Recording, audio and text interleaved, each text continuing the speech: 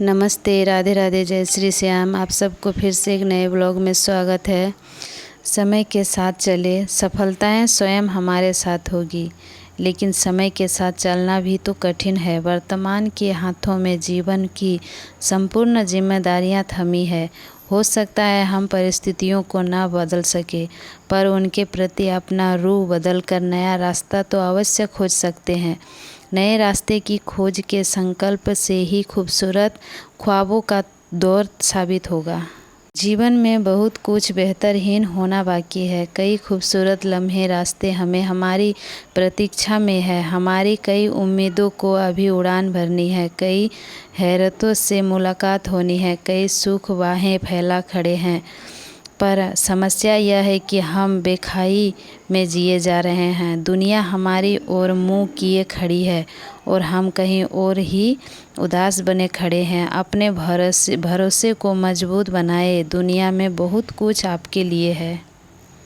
बहुत से लोग असफल होने या हार जाने पर अपनी किस्मत को कोसते हैं, और जब अपने आसपास सफल लोगों से मिलते हैं तो अक्सर यही सोचते हैं कि इतनी किस्मत बड़ी अच्छी है जो लोग अपनी फील्ड में एक कामयाब इंसान है।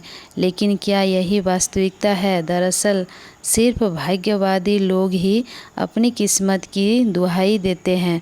जब हम अपने जीवन में किसी लक्ष्य को पाने के लिए कठोर श्रम करते हैं तो हमारे विचार तो पॉजिटिव बनते ही हैं, हमारे सारे कर्म और प्रयास भी पॉजिटिव होने लगते हैं। ऐसे में चाहे हमारे जीवन में कितने भी संकट आए, हम उनसे घबराए बिना लगातार अपना कठोर परिश्रम जारी रखते हैं, और जिसके फलस्वरूप हमें अपने करियर गोल्स या अन्य लक्ष्य पाने में कामयाब हो जाते हैं, और तब हमारी किस्मत भी हमारा साथ देती है। इसीलिए अब जब कभी आप किसी कामयाब इंसान से मिले तो यह ज़रूर ध्यान रखना कि इस इंसान ने खूब मेहनत करके सफलता हासिल की है। अक्सर हम काम से जी चुराते हैं, हम स्वभाव से आलसी होते हैं, इसलिए हम यह भूल जाते हैं कि सफलता की राह मुश्किलों से भरी होती है, जिस पर चलने के लिए हमें अपने मन पर काबू पाना होगा, अपनी इच्छा शक्ति को दृढ़ करना होगा, लक्ष्य की तरफ बढ़ना होगा। हम यह भी भूल जाते हैं कि जो सफल होते हैं वो अपने मन के गुलाम नहीं बल्कि उसके मालिक होते हैं। अन्य लोगों के सहयोग बिना किसी व्यक्ति के पास एक बड़ी संपत्ति का संचय करने के लिए पर्याप्त अनुभव, शिक्षा, क्षमता, ज्ञान नहीं हो सकता। सबसे बुद्धिमानी व्यक्ति भी पैसा बनाने के उपक्रम में बिना योजना के सफल नहीं हो सकता। आपकी योजना असफल होती है तो यह अस्थायी हार है, स्थायी विफलता नहीं। इसका मतलब है कि आपकी योजना सही नहीं थी। ऐसे में अन्य योजना का निर्णय करें। विरोधाभास के बारे में सोचने के लिए सबसे अच्छा रास्ता है अपने आप से पूछिए, क्या वह पूरी तरह से सही हो सकते हैं?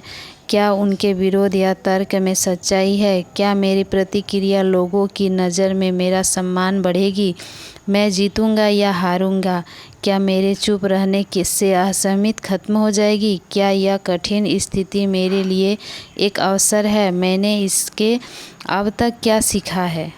सफलता के लिए आत्मविश्वास उतना ही ज़रूरी है जितना जीवन के लिए हवा पानी। बिना आत्मविश्वास के सफलता की राह पर चलना असंभव है। आत्मविश्वास ऐसी ऊर्जा है जो सफलता की राह में आने वाली कठिनाइयों से मुकाबला करने हेतु व्यक्ति को साहस प्रदान करती है।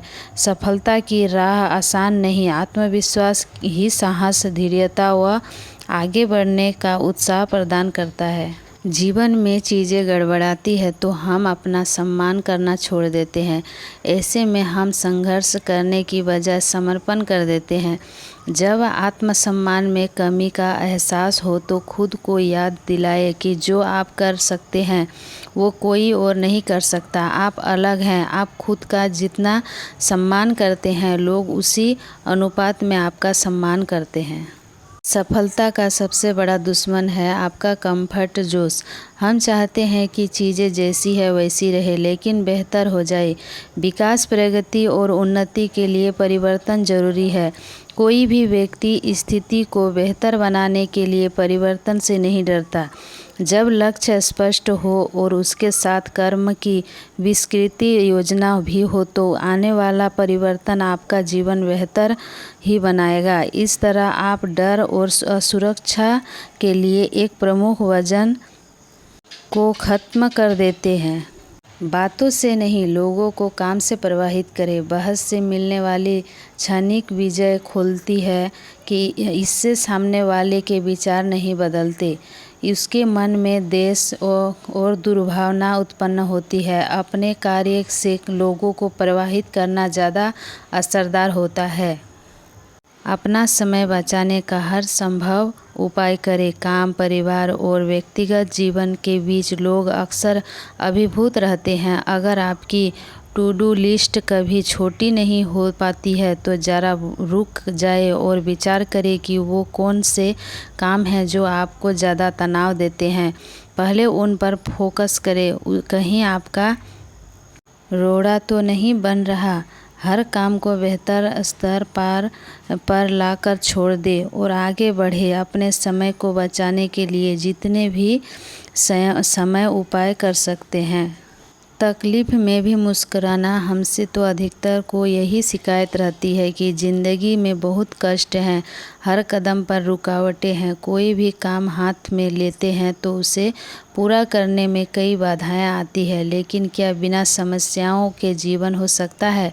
जिस तरह माँ की प्रसव पीड़ा के बिना किसी प्राणी की जन्म नहीं होता, उसी प्रकार जिंदगी में कोई भी काम पीड़ा सहन किए बिना पूरा नहीं होगा। लिहाजा तकलीफ़ों से बचकर कीमती चीज़ें हासिल नहीं की जा सकती।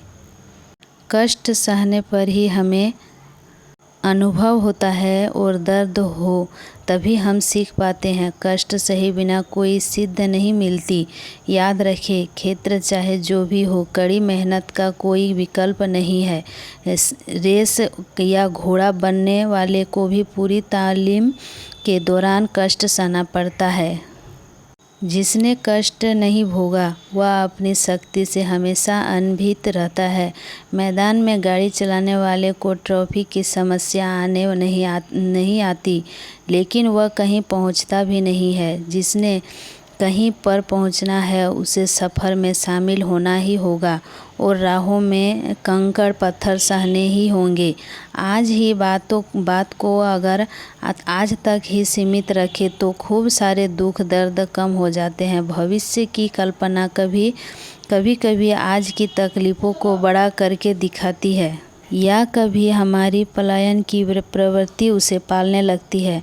हमारे पास जो भी है वह आज का क्षण है, उसी में रहे, उसी का उपयोग करें।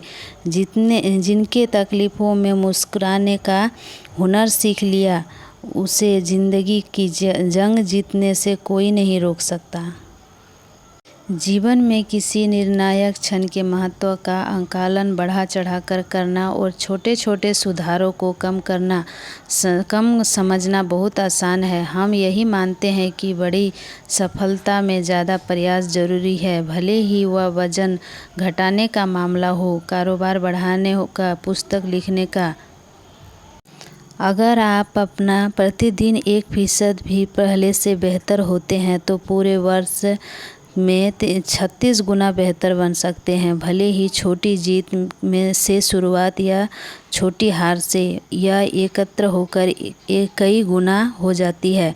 आदतें आत्म सुधार का चक्रवृद्धि ब्याज होती है। जिस प्रकार से धन चक्रवृद्धि ब्याज में कई गुना बढ़ता है, उसी प्रकार से आपकी आदतों का प्रभाव बार बार दोहराने पर बढ़ता जाता है। भले ही वे किसी दिन मामूली बदलाव के रूप में दिखाई हो, लेकिन कई महीनों और वर्षों में इसका प्रभाव ज़बरदस्त हो सकता है। जब आप 2, 5 या 10 वर्ष तक पीछे की ओर देखेंगे तो आपको स्पष्ट नज़र आता है कि अच्छी आदतों का मूल्य क्या है और बुरी आदतों के लिए क्या कीमत चुकानी होती है। तो चलिए दोस्तों, इतना ही आज का वीडियो। अगर पसंद आए तो लाइक कर दीजिएगा, कमेंट कर दीजिएगा और चैनल को सब्सक्राइब कर दीजिएगा। तब तक के लिए राधे राधे, जय श्री श्याम।